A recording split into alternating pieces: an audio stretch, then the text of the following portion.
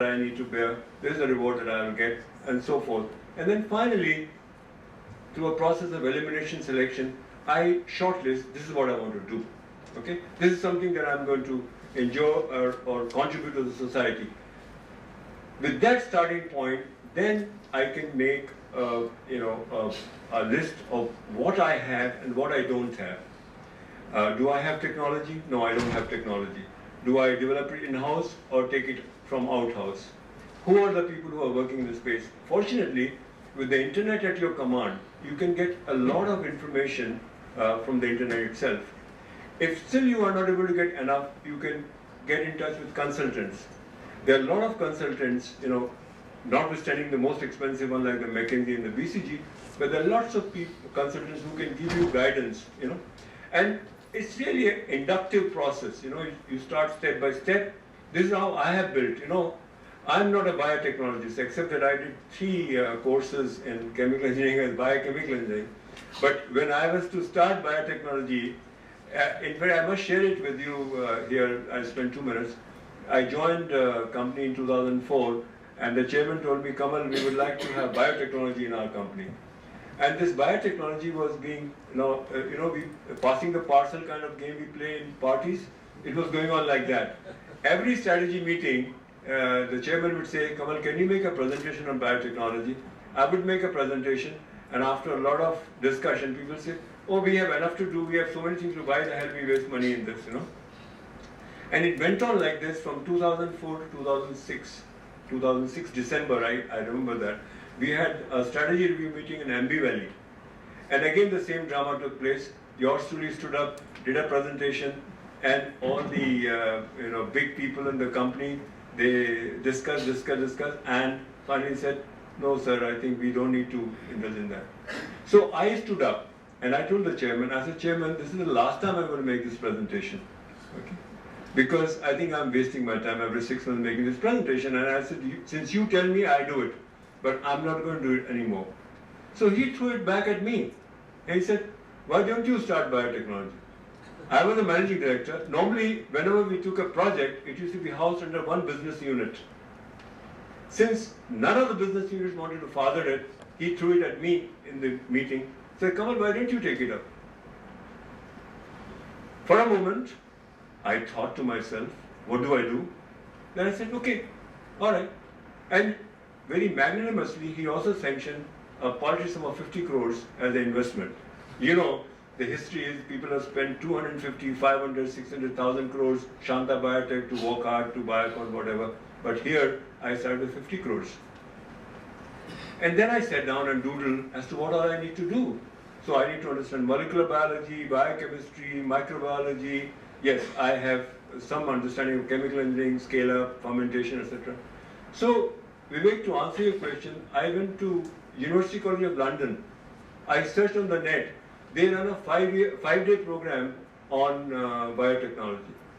So I went and studied there for 5 days. I made some very good friends also as professors, who then went on connecting with me on the development of biotechnology, especially from the engineering side. And so then then there's a bio conference in US, which is every year held, for 4 days. You get the best of brains and best of people to present their wares, and that, there are also seminars as well as they have exhibition. So I went there once. I have not gone there after because some of these become time wasters. But I went there once, I met a few people who were working in that space. So, not to stretch it too far, just to give an idea that how you can build this piece by piece. And mind you, it has not taken us such a, that we are already in collaboration with the Japanese companies to develop a product for arthritis, etanercept. And this we have done in a matter of 5 years. Okay? So, first and foremost, what do I want to do? And why? If you have answered that, the rest will fall in place.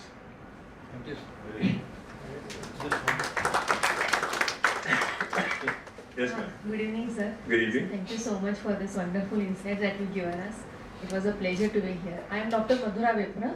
I am a biotechnologist. Right. I have a small setup and try to do several things and try to see if all incremental innovation can be done in smaller things, and we've been successful in doing so.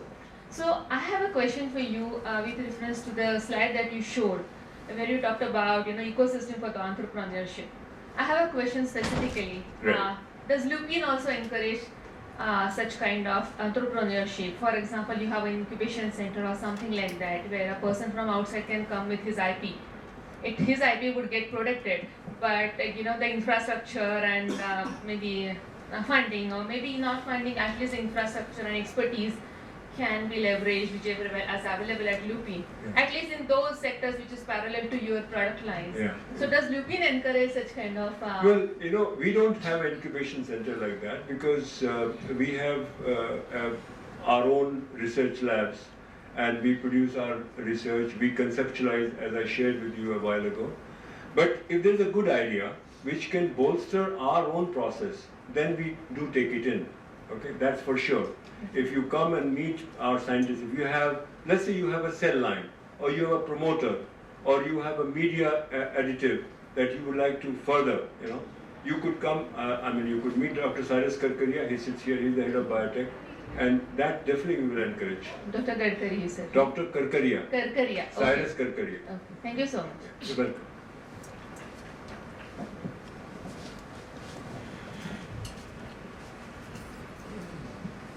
Sir, I am Ramaswamy, a member of PIC. Yes, sir. It's wonderful going through your presentation Thank and you. what you have achieved in LoopIn. And if you really try to dissect it, most of the ideas that you actually made it to work are pretty simple. Yes. Now, my question is, why is it in this country we don't have a large number of companies like LoopIn? What is one reason that you can tell? I think the one reason that I can share with you is passion and commitment. We talk about leaders and leaders and leaders. I think you got to have a passion and commitment. You should enjoy people. If you have a passion to achieve. So I said a while ago in my discussion that I was not very keen to come back to LoopIn. Because I had worked in LoopIn earlier also. And in 2004, when Dr. Gupta wanted me to come back as managing director, I said, no, I think I'm doing fine and I'm happy, But in the same breath, and it took me 2 years to get convinced to come back. But now that I look back, I find that if I had not come, my professional life would have been incomplete. So I think somewhere you have to have that bug, to be able to do something. How you can do it is $1 million question. I think something in me tells me that all of us, at least I can say about myself, come from a middle class background, and we have grown in the economy of shortages. And I think that seed has been there in the system right from the beginning, that we want to do something better than what we have done. If you are not committed, for example, I'm here for 13 years in the company. You would not have many examples where a chief executive of a company stays for 13, 14 years in the same company. There may be few examples, they are doing very well. If TCS Ramodarai, he is there doing very well. But generally the chief executive is there for 3 years, 5 years, and then he goes away. But if you have a commitment and passion, because what happens is, this is my experience, Mr. Ramaswamy, I'm sharing with you, that if you want to really contribute to the system, you have to fight with the system. If you don't have the courage to fight, then you will run away. Just take the example of biotechnology in LoopIn.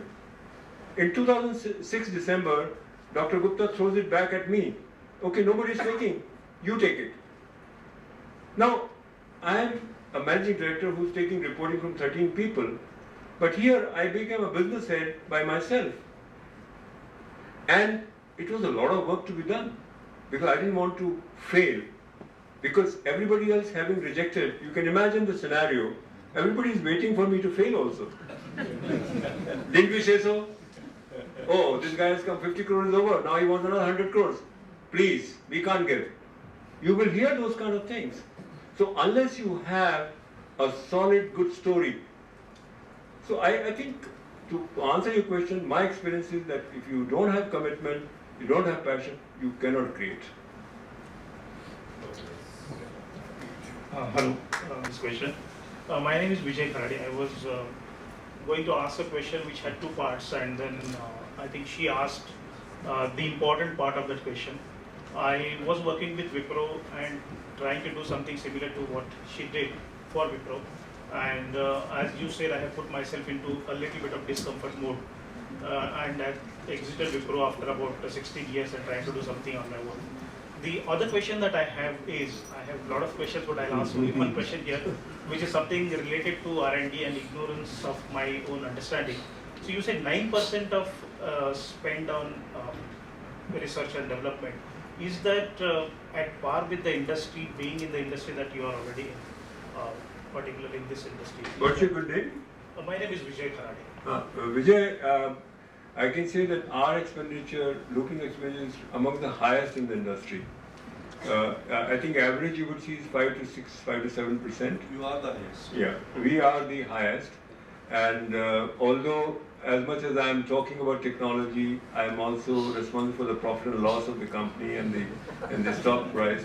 So every time the budget comes to me, I try to slash it and argue, sometimes spend a one full day looking at all the projects that are going to enter the clinical phase but we also have a discipline that if a project has overlived its life and not produced result, we cannibalize it. Likewise on litigation, when we are litigating on intellectual property, we have a cap.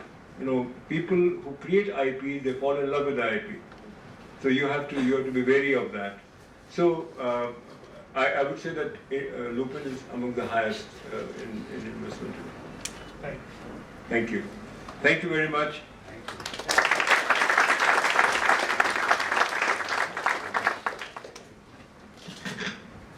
Well, I'm going to speak on behalf of both Satish and myself. He suggested that I speak on behalf of both of us, PIC and MCCIA. Some closing remarks I wanted to make, just reflecting on what you said.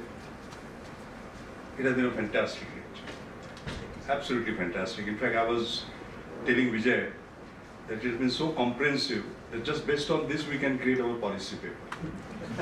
Incredible. I mean, I was reflecting on sort of different kinds of aspects. Extremely rich in terms of not only information but insights into what really is required. But 2 or 3 comments I wanted to make as a matter of fact, and because I'm fresh from this morning meeting, I wanted to share some of they correlate with each other. The morning was launching this biofuels way ahead for India. How do you scale, how do we move? The Minister of Petroleum and Natural Gas was there, and I remember in my talk, I mentioned about the fact that government policies can play such a critical role. Today, the fact that 88% of the biofuels in the world are made in US and Brazil are because of government policies and the way it was got. I mean, Brazil is a very classical example. So it is not just the market forces driving it, but in this case, in biofuels case, it is actually a policy-led biofuel industry that we are seeing. The second point, a very important one that you made with regard to technology push. And then the point I made in the morning, particularly for the years of the minister, was that it is the talent, the technology and the trust that matters. And today, India faces trust deficit more than even budget deficit, if you ask. And if they don't put that together, then things don't work. And that trust appears in variety of forms. At policy level, for example, I directly mentioned the excise issue, interstate transport of alcohol, for example, and so on. I mean, there are huge issues which are simply based on lack of trust. But in talent, you talked about the public-private partnership. You remember the New Millennium Indian Technology Leadership Initiative, which I had created in the year 2000. Lupin was an active partner. We worked on this breakthrough that you had on a new molecule, Suroturf, for tuberculosis, which could clear tuberculosis not in 6 to 8 months, but in 2 months, by the way. That was the grand challenge that was given, and they had come out with this. But like it happens in these cases in phase 2 clinical trials, we had some challenges. One understood, but it actually did it. It was given as a challenge because what happens is a typical Indian issue. If you start taking these drugs and the poor, particularly when they start the TB treatment, they regain the weight, the temperature comes to normal, they feel energetic and they stop. And therefore we wanted that they can't go on for 6 to 8 months, can you do it in 2 months? And Lupin took up that challenge. And same thing in psoriasis, for example, your take. And there the money was actually given by the government to the private sector, to Lupin. You get the point, because normally from Consolidated Fund of Government of India, it was a completely new kind of sector. I mentioned that. And I also mentioned that some new breakthrough technologies are coming up, for example. And supposing you want to do a demonstration pipeline, it requires $50 million. The government has to come in. And there are ways to recover it after it becomes successful. So it has to be kind of trust-based. I think that's very important, and that was an extremely important part of your talk. I thought I'll just mention that. The other issue has to do with the other bottlenecks that you talk about, the DCGI clearance, 2 years.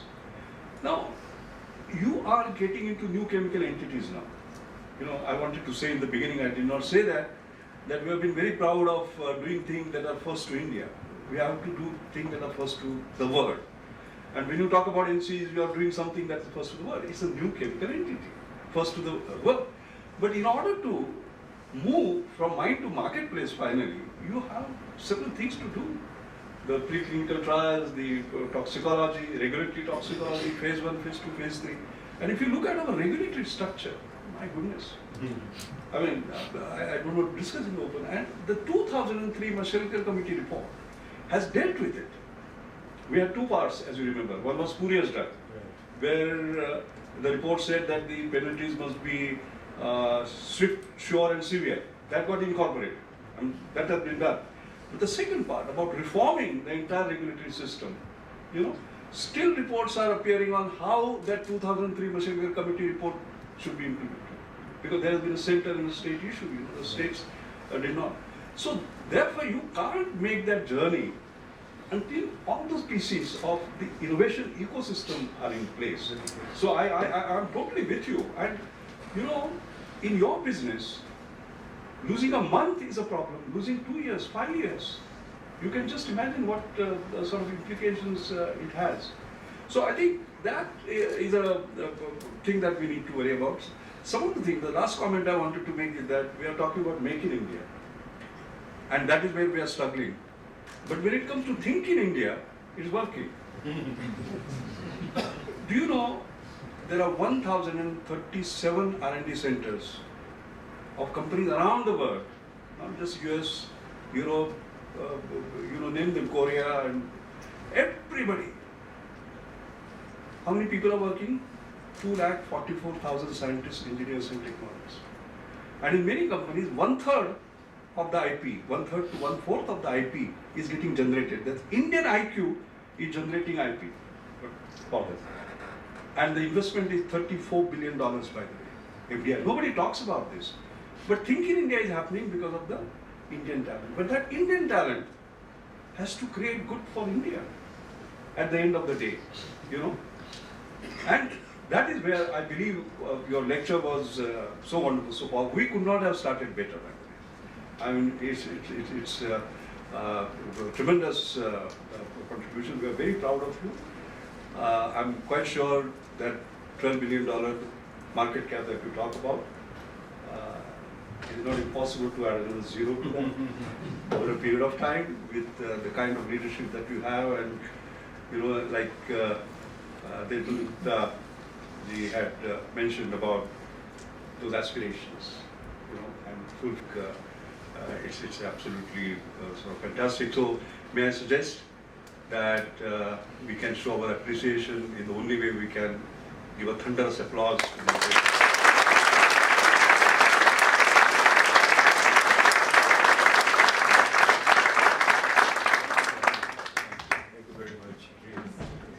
Sir, there is 1 more minute we'll take from all of you, and before I let you all go, as a small token of our appreciation, may I request Mr. Magar, the President of MCCIA, to kindly. Thank you. Thank you.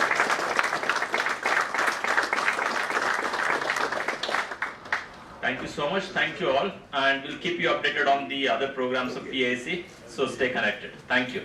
Thank you.